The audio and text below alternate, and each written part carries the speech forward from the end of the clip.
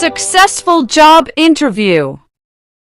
Cora was watching the weather forecast on TV. The weatherman said, "Tonight, the wind will be very strong. Be careful if you go out." "I hope the wind will be gone by tomorrow," thought Cora. "I have a job interview. I want the job very much." Cora went to bed early, but she did not sleep well. The wind was very strong and noisy. She could hear bangs and crashes. The windows rattled. After a while, the wind died down, but Cora still couldn't sleep. "I am so nervous about my job interview. I want to do well," she thought. Finally, it was morning. The sun was shining. There was no wind. "I am so pleased," thought Cora. "The weather is okay." After breakfast, Cora dressed for her job interview. She put on her best two-piece suit and high-heeled shoes. She spent a long time doing her hair and makeup. Cora lived in an old farmhouse. There was a long driveway from the road to the house. She got into her car. "Do I have everything?" "Yes, I have my CV. I have my phone. I have my wallet. I have the address of the company I want to work at." Cora drove down the driveway. She stopped the car quickly.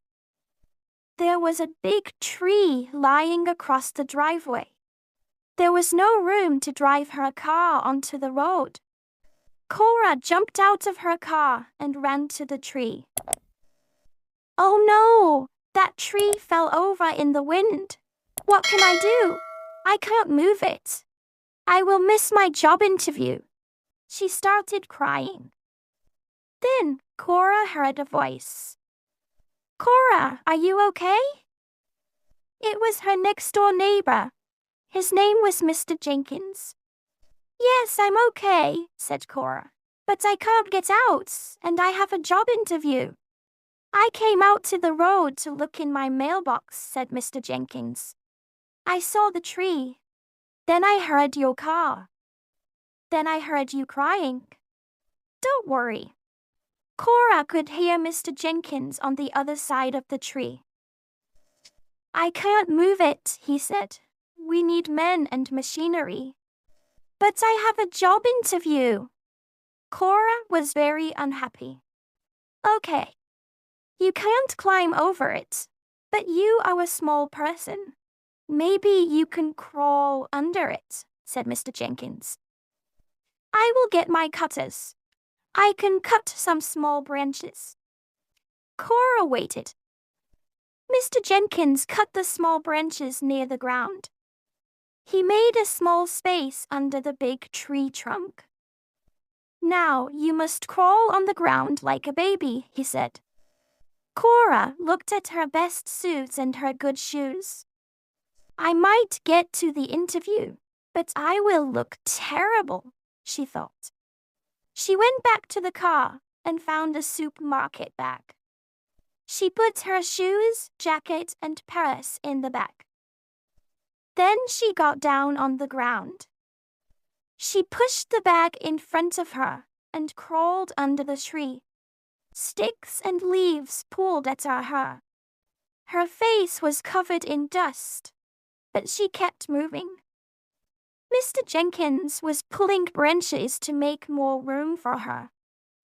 He was shouting, "Come on, Cora, you can do it." Finally, Cora was on the other side of the tree. She stood up. Her face and hands and knees were bleeding. She had leaves in her hair. "I can't go to the interview like this. I look like a crazy person," she said. Mr. Jenkins laughed. "Of course you can. I will drive you there. You can make yourself tidy in the car." "Where is the interview?" "It's at Safe and Well Insurance Company on Colombo Street," said Cora. Get in my car and wait a minute, said Mr. Jenkins. I must go and tell my wife I'm going out for a while. Cora got in the car. She took off her tights. They had many holes in them. She found some tissues and some wet wipes. She cleaned her face and hands and knees. Mr. Jenkins has been gone a long time, she thought. I will be late. It doesn't matter. No one will give me a job when I look like this. Mr. Jenkins came back. He jumped into the car. Thank you, Mr. Jenkins, said Cora. But I give up. I don't want to go. I can't get this job. Don't worry, he said. Everything will be fine. He drove down the road. He was smiling. When they reached Colombo Street, Mr. Jenkins parked outside the office building. Go in, he said. I will wait for you here. Cora went into the building. Her hands and knees hurt. She felt very bad. She went to the front desk. My name is Cora Forrester, she said. I have an interview with Miss Fargo. The receptionist looked at her strangely. Yes, she said.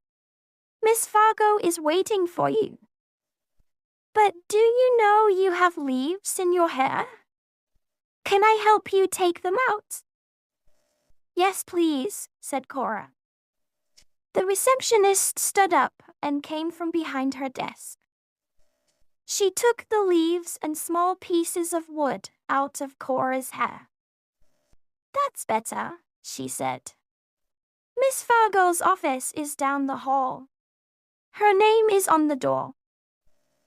Cora went to the office and knocked on the door. Come in, said Miss Fargo. A beautiful, smart woman was waiting for her. You are Cora, she said. Yes. Sit down. You have the job, said Miss Fargo. What? Cora could not believe it. But you haven't looked at my CV. You haven't asked me any questions. And I look very untidy. I look very bad. I had a phone call from your neighbor. He told me what happened. He told me what you did. You must want this job very much. So that means I want to hire you. The end.